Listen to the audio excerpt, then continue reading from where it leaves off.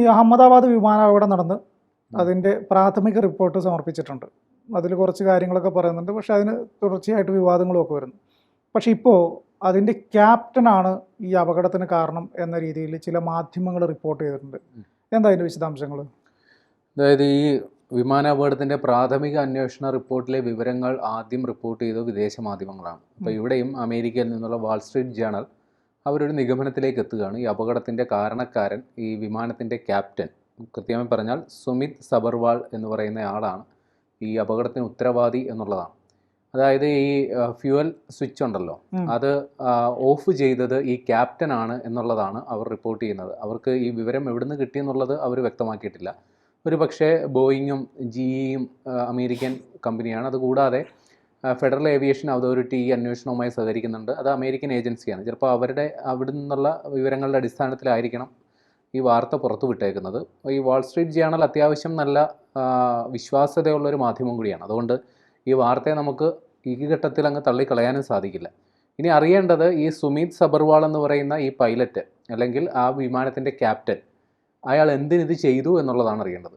അയാളത് ബോധപൂർവമാണോ അതോ ഒരു ഓർമ്മപ്പിശകിൽ സംഭവിച്ചതാണോ എന്നുള്ളതാണ് ഇനി അറിയേണ്ടത്. അതായത് ഈ അപകടം ഉണ്ടായ സമയത്ത് നമ്മൾ ധരിച്ചു വെച്ചിരുന്നത് ഈ വിമാനം പറത്തിയത് ഈ ക്യാപ്റ്റനാണെന്നാണ് നമ്മൾ ധരിച്ചു വെച്ചിരുന്നത്. സാധാരണഗതിയിൽ അങ്ങനെയാണ്. ഒരു യാത്ര ഒരു ക്യാപ്റ്റനാണ് വിമാനത്തെ നയിക്കുക, കോ പൈലറ്റ് സഹായത്തിന് ഉണ്ടാകുന്നേ ഉള്ളൂ. പക്ഷേ ഇവിടെ കോ പൈലറ്റാണ് ഈ അപകട സമയത്ത് വിമാനം പറത്തിയിരുന്നത്. കോ പൈലറ്റ്, അയാളുടെ പേര് ക്ലൈവ് കുന്ദർ എന്ന് പറയുന്ന ആളാണ്. ഇയാളാണ് വിമാനം പറത്തിയിരുന്നത്. ഈ ക്യാപ്റ്റൻ സഹ പൈലറ്റിൻ്റെ സീറ്റിലായിരുന്നു എന്നുള്ള വിവരമാണ് ഇപ്പോൾ വരുന്നത്. അപ്പോൾ ഈ സഹ പൈലറ്റാണ് ഈ ക്യാപ്റ്റനോട് ചോദിക്കുന്നത് എന്തിനാണ് നിങ്ങൾ ഈ ഫ്യൂവൽ സ്വിച്ച് ഓഫ് ചെയ്തത് എന്നുള്ളത്. അപ്പോൾ ഈ ക്യാപ്റ്റൻ അത് നിഷേധിക്കുന്നുമുണ്ട്. ഇനി അറിയേണ്ടത് ഇത്രയേ ഉള്ളൂ, ഈ ക്യാപ്റ്റൻ അയാൾക്ക് സംഭവിച്ചൊരു ഓർമ്മപ്പിശകാണോ അതോ അയാളത് ബോധപൂർവം ചെയ്തതാണോ എന്നുള്ളതാണ് അറിയേണ്ടത്.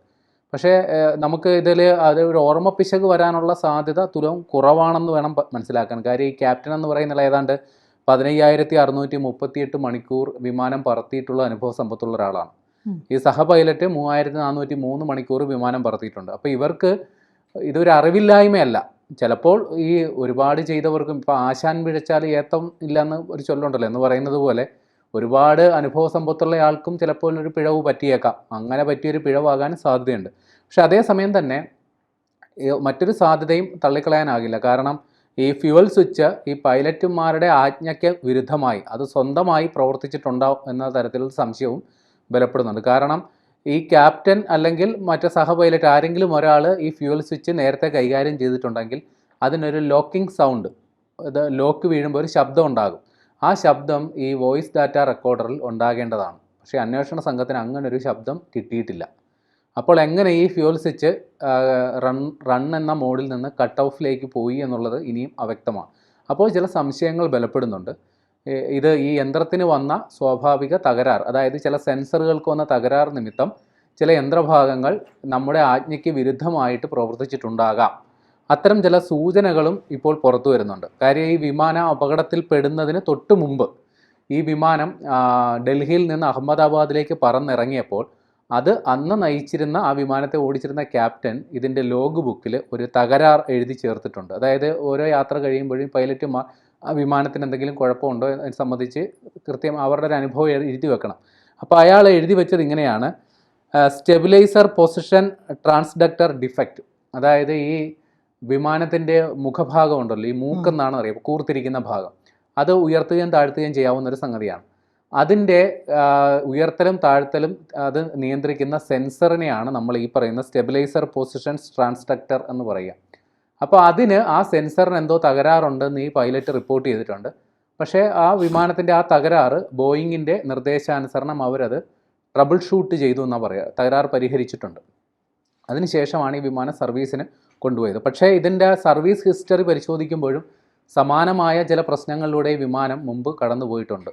അതായത് 2024 ഡിസംബറിൽ ഇതിന് ഗുരുതരമായ ഒരു ഇലക്ട്രിക്കൽ തകരാറ് വന്ന ഒരു വിമാനമാണ് ഈ അപകടത്തിൽപ്പെട്ടത്.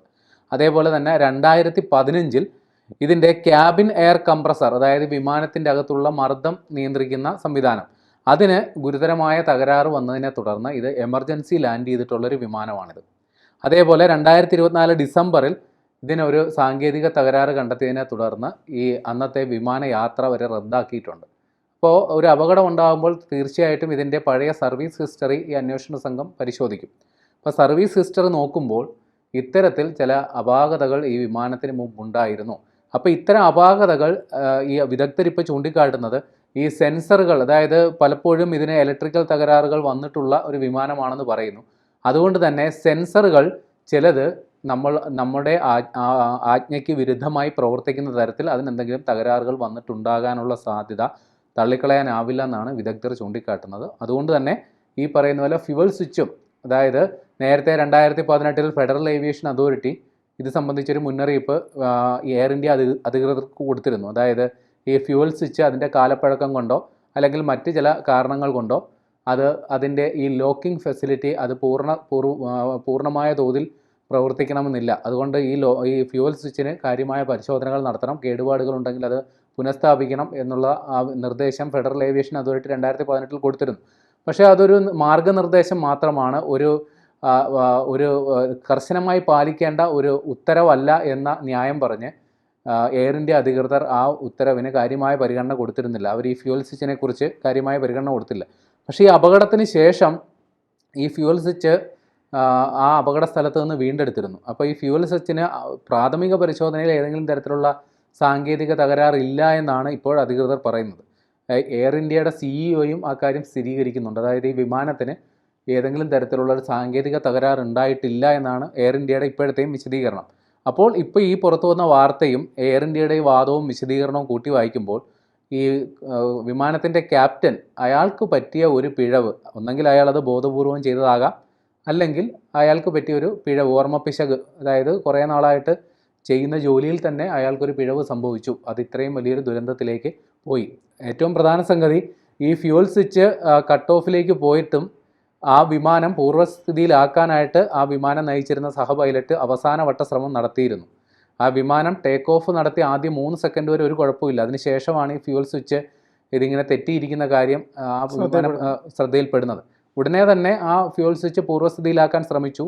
അപ്പോഴും ഈ വിമാനം അങ്ങനെയാണെങ്കിൽ ആ ഇന്ധനത്തിൻ്റെ ഒഴുക്ക് പുനഃസ്ഥാപിക്കപ്പെട്ടാൽ എൻജിൻ വീണ്ടും റീസ്റ്റാർട്ട് ചെയ്യേണ്ടതാണ്. പക്ഷേ അതിലെന്തെങ്കിലും തകരാറുണ്ടോ എന്ന് ഇപ്പോഴും നമുക്ക് കണ്ടെത്താൻ സാധിച്ചില്ല. അതല്ലേ അങ്ങനെ റീസ്റ്റാർട്ട് ചെയ്യണമെങ്കിൽ 2 മിനിറ്റ് എങ്ങാണ്ട് സമയം എടുക്കും എന്നുള്ളത് അങ്ങനെ ഇവിടെ ഒരു കണ്ടിരുന്നല്ലോ. അതെ, അതായത് ഇത് വിമാനം ടേക്ക് ഓഫ് ചെയ്ത് 32ാമത്തെ സെക്കൻഡിൽ സാധനം തകർന്നു വീണു. അപ്പോൾ ഈ സമയക്കുറവ് ഒരു ഘടകമാണ്. ഇപ്പോൾ ഈ വിമാനം പറന്നുയർന്ന അന്തരീക്ഷത്തിൽ നിൽക്കുന്ന ഒരു സമയമായിരുന്നുവെങ്കിൽ ഒരു പക്ഷേ ആ വിമാനത്തെ രക്ഷപ്പെടുത്തിയെടുക്കാൻ ആ പൈലറ്റിന് സാവകാശം കിട്ടിയേനെ. പക്ഷേ ഇപ്പോൾ അത് സാധിച്ചില്ല. അതിൻ്റെ കാരണം ഇത് തന്നെയാണ്. അപ്പോൾ ഈ പൈലറ്റിന് ആ വിമാനത്തിൻ്റെ ക്യാപ്റ്റന് പറ്റിയ ഒരു പിഴവിലേക്കാണ് കാര്യങ്ങൾ ഇപ്പോൾ സൂചിക്കുന്നത്. പക്ഷേ ഇന്ത്യൻ അധികൃതർ ഇതുവരെ ഈ വാർത്തയ്ക്ക് ഒരു സ്ഥിരീകരണം കൊടുത്തിട്ടില്ല. എയർ ആക്സിഡൻറ്റ് ഇൻവെസ്റ്റിഗേഷൻ ബ്യൂറോയാണ് ഇപ്പോൾ കേസ് അന്വേഷിച്ചുകൊണ്ടിരിക്കുന്നത്. അവർ ഇക്കാര്യത്തിൽ ഇതുവരെ ഒരു സ്ഥിരീകരണം നടത്തിയിട്ടില്ല. പക്ഷേ അനുമാനങ്ങൾ അങ്ങനെയാണ് സൂചിപ്പിക്കുന്നത്. ഈ വാൾ സ്ട്രീറ്റ് ജേണൽ ഇത് അപകടം സംബന്ധിച്ച് മുൻപ് നൽകിയ വാർത്തകളെല്ലാം പിന്നീട് ഇവിടെ സ്ഥിരീകരണം ഉണ്ടായി. ആ വാർത്തകൾ തന്നെയാണ് ഇവിടെ ആവർത്തിക്കപ്പെട്ടത്. ഒരു പക്ഷേ ഈ കാര്യത്തിലും വലിയ താമസമില്ലാണ്ട് നമുക്കൊരു സ്ഥിരീകരണത്തിലേക്ക് എത്താൻ സാധിച്ചേക്കും.